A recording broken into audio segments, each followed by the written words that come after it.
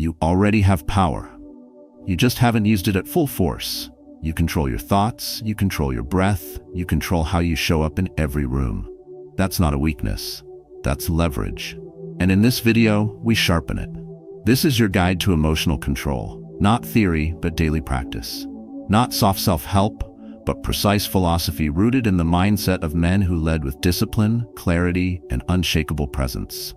Here, you'll learn the Stoic warrior mindset. You'll learn how to stay calm when others panic, how to move without emotion, how to speak less and dominate more. This is where silence becomes strategy and detachment becomes power, because true strength doesn't make noise. It doesn't ask permission. It doesn't chase approval. It commands. If you're ready to master yourself, to become the calmest, most controlled man in the room, then you're exactly where you need to be.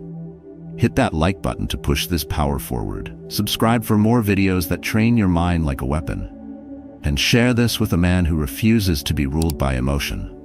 The world doesn't need more noise. It needs more still warriors. Let's begin. One, control begins with awareness. A blade isn't dangerous until it's gripped with intent. A storm isn't power until it moves. And a man, no matter his experience, no matter how many years he's worked, sacrificed, survived, remains dormant until he recognizes one truth. Control begins with awareness. Not awareness in the sentimental sense, not the kind found in mindfulness apps or long-winded journaling routines. This awareness is raw, tactical, brutal. It is the cold realization that every reaction you've given, every outburst, every moment of hesitation, every decision driven by offense was chosen by you, even if you thought you were triggered. That word alone is a lie. You weren't triggered. You were unaware.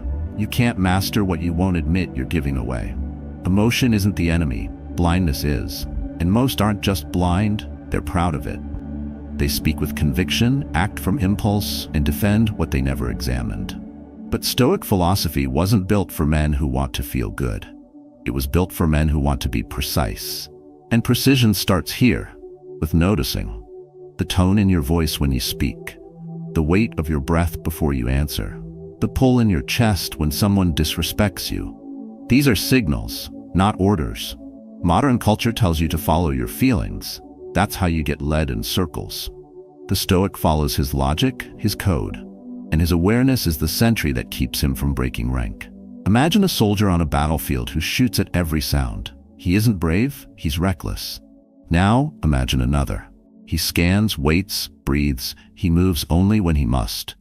That's not slowness, that's strategy. And strategy starts with seeing what others miss, your internal landscape.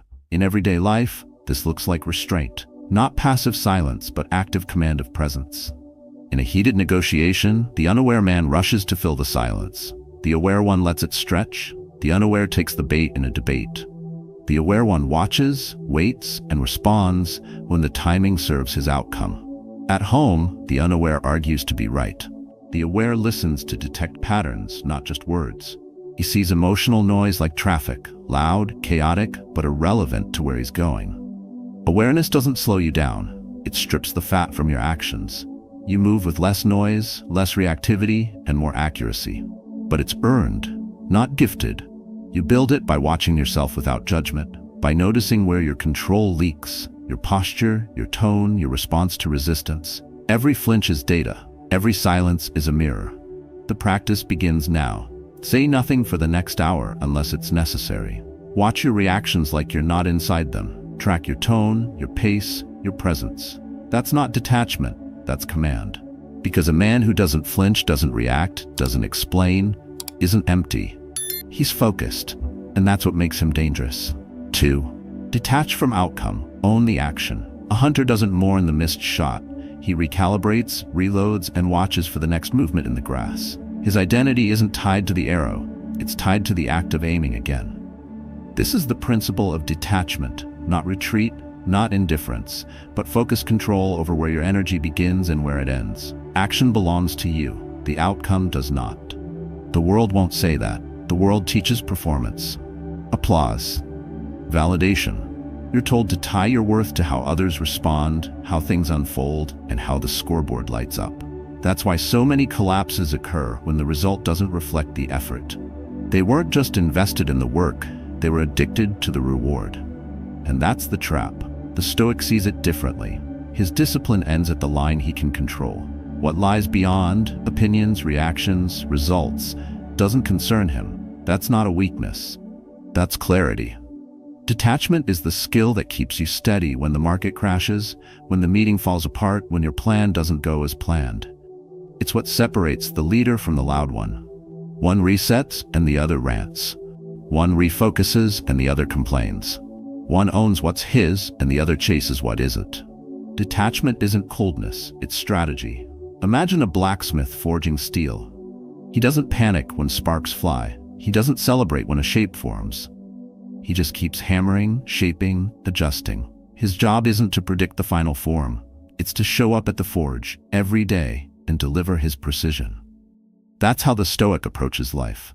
One swing at a time, no celebration, no despair, just a deliberate motion. In practice, this means you don't attach your value to how your message lands, only how clearly you delivered it. You don't obsess over how someone feels about your boundaries, only that you enforce them cleanly. You don't hinge your peace on whether someone apologizes, only that you maintained your character. You operate like a surgeon, clean, sharp, objective. You walk into each task not to be praised, but to be precise. You train the mind to say, I showed up, I gave the full effort. The outcome belongs to chaos, the action belongs to me. And that shift, once internalized, is what frees you. Because once you stop tying your identity to the fruit, you finally become free to master the root. Try this. For the next 24 hours, every action you take, write, speak, decide, lead, do it as if the result doesn't exist.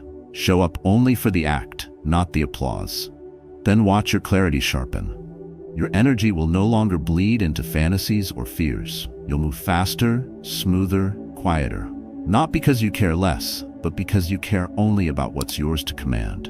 And that's the essence of control. 3. Ego is the enemy of precision. A mask can protect, or it can blind. It depends on who put it on. Most don't realize their mask wasn't crafted by discipline. It was built from ego, that hunger to be seen, to be praised, to be known as the good one, the strong one, the one who never fails. And when that image cracks, when reality doesn't match the identity, they fall apart. Not because they failed, but because their ego made failure feel fatal. The need to be seen is the need to be controlled. Because every ounce of you that depends on the eyes of others is a piece of you you've surrendered. You become loud when you're insecure. You chase respect instead of earning it through restraint. You overtalk, you overshare, you overreact, not out of confidence, but desperation to keep the illusion alive. The ego needs attention to survive. The Stoic needs nothing. The Stoic doesn't walk into a room to impress. He walks in to observe. He doesn't prove strength, he shows stillness. He doesn't wear a mask to look powerful. He becomes powerful by not needing one. And this is the shift most never make. They confuse external validation with internal mastery. But a man who owns himself doesn't need applause to act. He doesn't need an agreement to stand still. He doesn't need recognition to choose what's right. Look at a lion. It doesn't announce itself before it moves.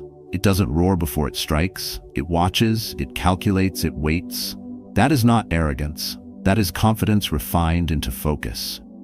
And that's what ego will always rob you, stillness. Because the ego is loud. It wants to be first, it wants to be praised, it wants to be loved. But love fades, praise fades, applause fades. What remains is your conduct when no one's watching. This plays out everywhere. In meetings where silence is more powerful than talk. In conflict where walking away is dominance, not defeat. In relationships where being still and clear carries more weight than long explanations. Ego wants you to react. Precision demands you pause. Ego wants to be the center. Discipline wants to center you. You're not here to prove you're good. You're here to be precise. You're not here to be impressive. You're here to be effective. So try this. The next time you feel the urge to explain yourself, pause. The next time you want to speak first, wait. The next time someone disrespects you, look them in the eye and smile. Not because you're weak, but because you've already won. That's what control looks like. Not noise, not anger, not defense, just still power. Cold, focused, and undeniable. Because the man who lets go of ego, lets go of noise. And once there's no noise inside, no one can shake what's left. That's when your mask becomes unnecessary, because you've become the steel underneath. 4. Stillness dominates the room. A voice that speaks little holds more weight than a voice that fills the air. Power isn't loud. Power doesn't perform. It enters quietly, settles deep, and changes the tone of the room without saying a word.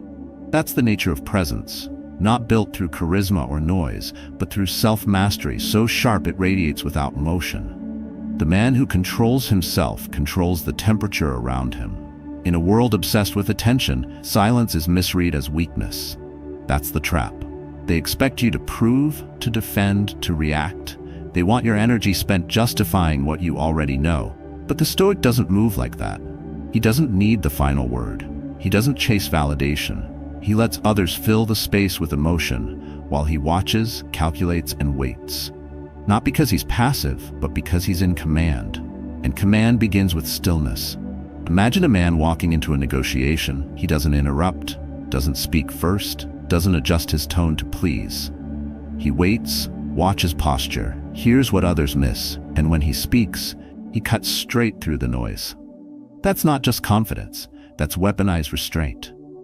And restraint like that doesn't come from reading books or repeating affirmations. It comes from drilling your reactions until they serve your mission, not your ego. The man who trains in stillness doesn't flinch under pressure. He doesn't chase a reaction, he controls it. In meetings, he lets others argue. In conflict, he keeps his breath steady. On the street, in the home, in crisis, his tone doesn't shake, because his core doesn't shake. He doesn't react to tone of voice, or to tone of insult. He hears it all as data, not command. And that's where the shift happens. From reacting to leading, from presence to dominance. Most fold under attention, most fumble when they're challenged. But a man who has mastered his presence carries a quiet that unnerves people. They can't read him. They can't provoke him. They can't pull emotion from him. And that's what makes them respect him. Because while others flash power like a badge, he wears it like steel under the skin. Unseen, unshakable, always ready.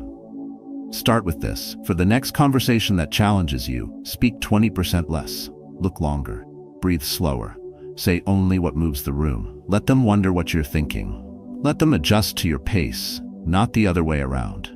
Because when they adjust to you, they're already following you.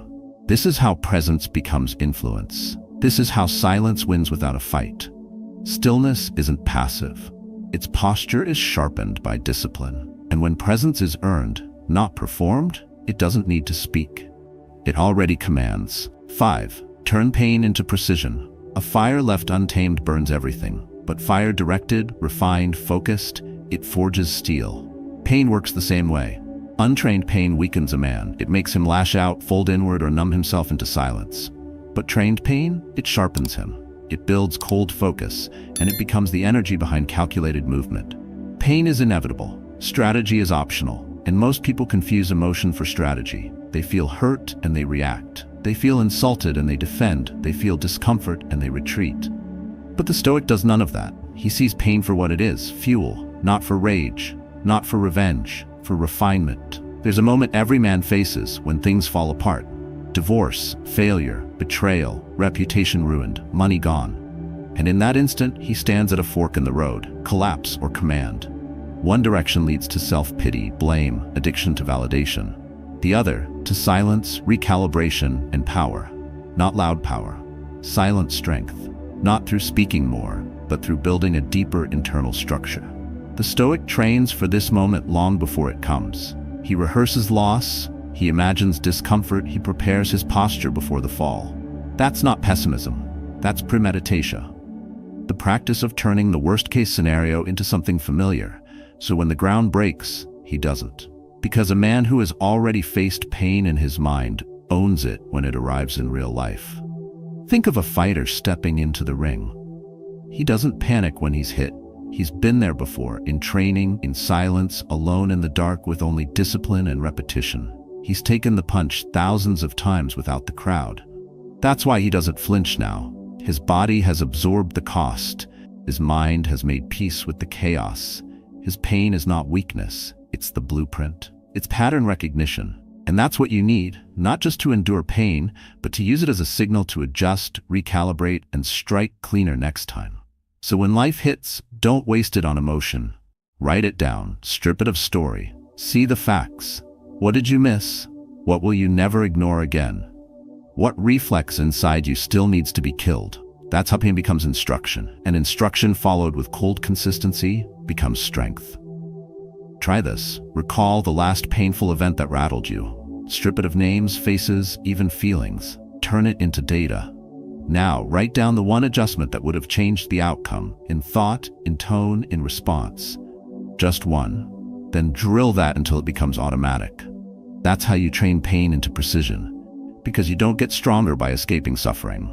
You become powerful when it stops shaking your frame. The fire still burns, but it burns in your direction now.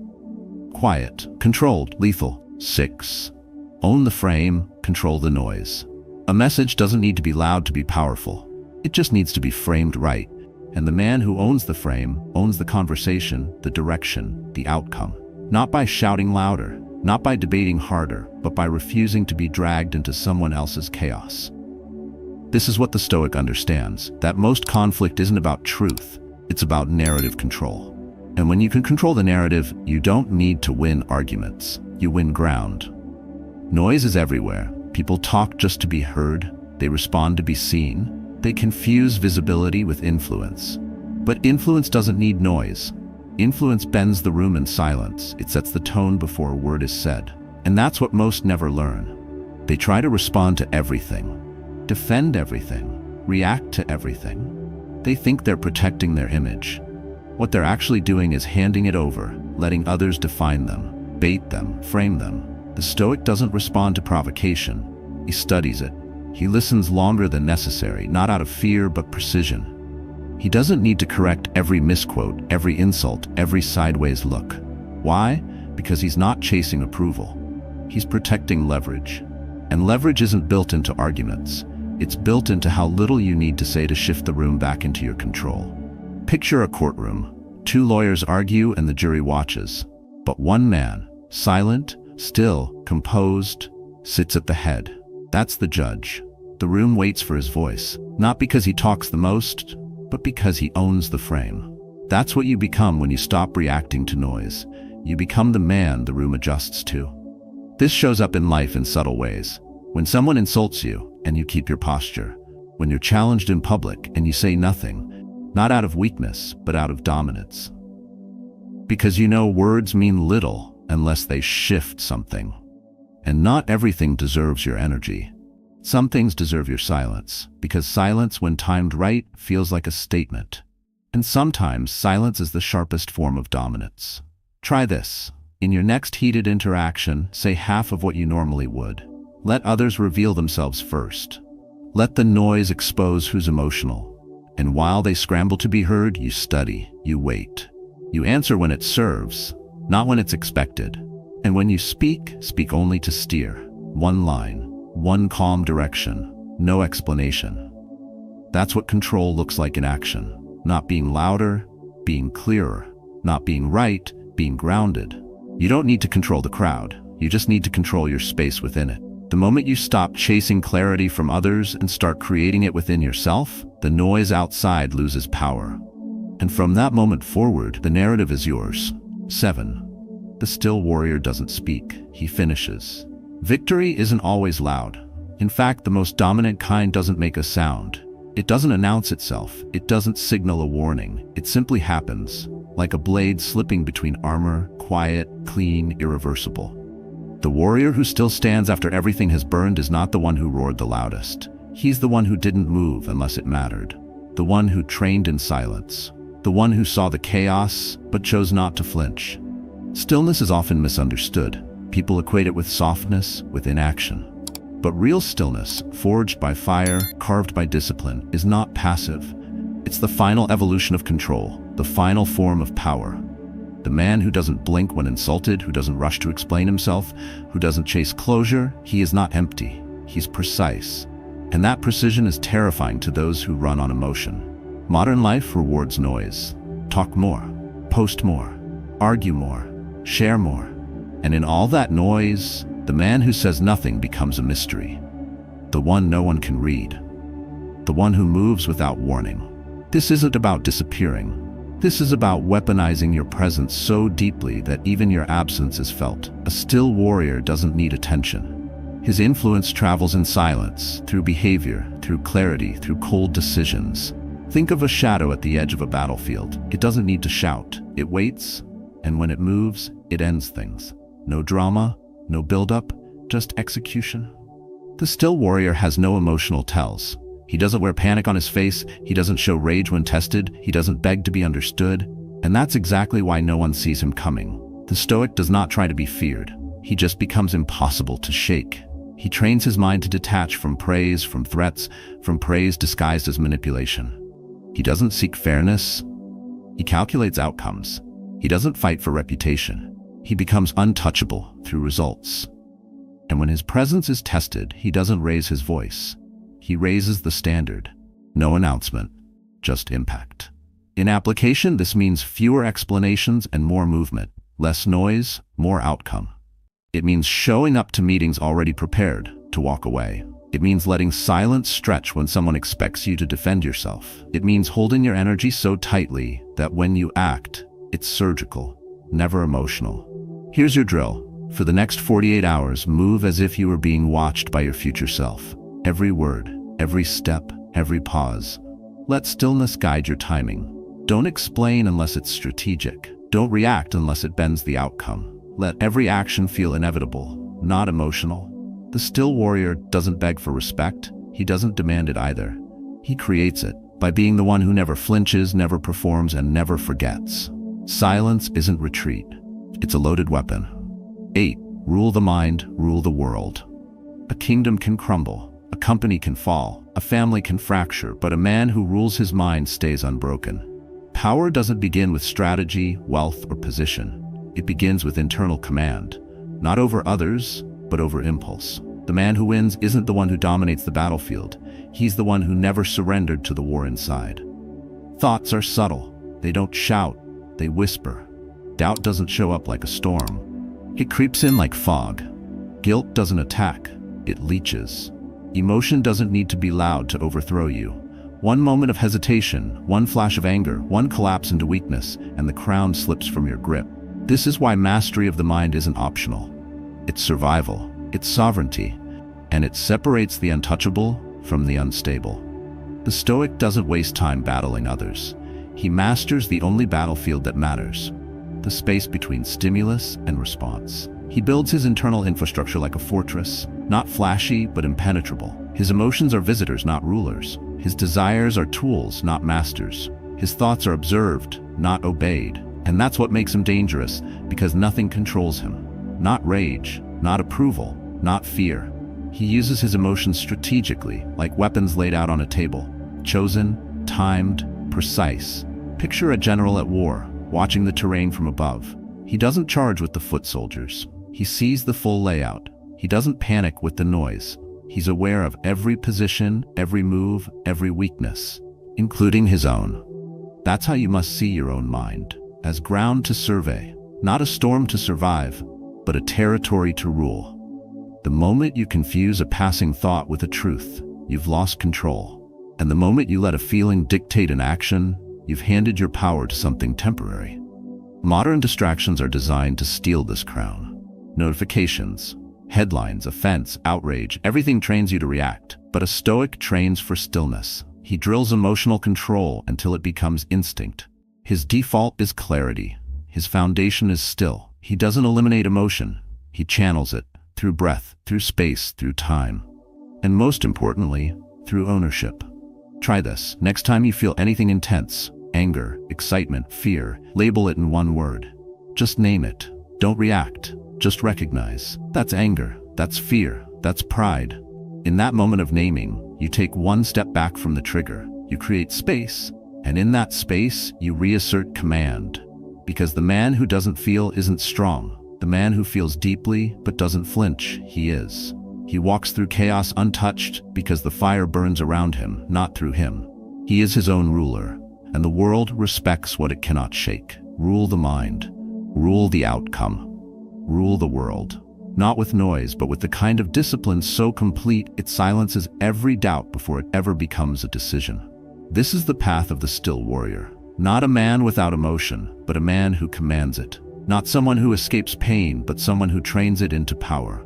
What you've learned today is not just a philosophy, it's a daily practice, a quiet rebellion against noise, reaction, and weakness. You've learned to separate signal from distraction, to hold silence like a weapon, and to treat every emotion not as truth, but as data. Stoicism isn't coldness, it's clarity. It's the ability to hold your position when everything around you shakes, to act when others stall, to wait when others rush, and above all, to feel nothing, yet still see everything. Control your emotions, and you control your energy. Control your energy, and you control the outcome. From detachment to emotional discipline, from mastering your presence to sharpening your calm, each principle is yours to drill, refine, and wield. And it doesn't take perfection, it takes repetition. Every moment you pause before speaking, every breath you take before reacting, every silence you hold instead of defending, that's practice. That's how control is forged. So begin now. Quiet the noise, cut the waste, move with focus, speak only when it moves the room. Feel deeply, but flinch never. That's how you become untouchable. And if this message hits something in you, share your story below. Share how you train your control. Let others learn from your stillness, because one man's discipline can become another man's wake-up call. Remember, power doesn't always speak. Sometimes it listens. Sometimes it waits, but it never begs. It never breaks. It builds in silence with purpose. Feel nothing. Control everything. Live like it every single day.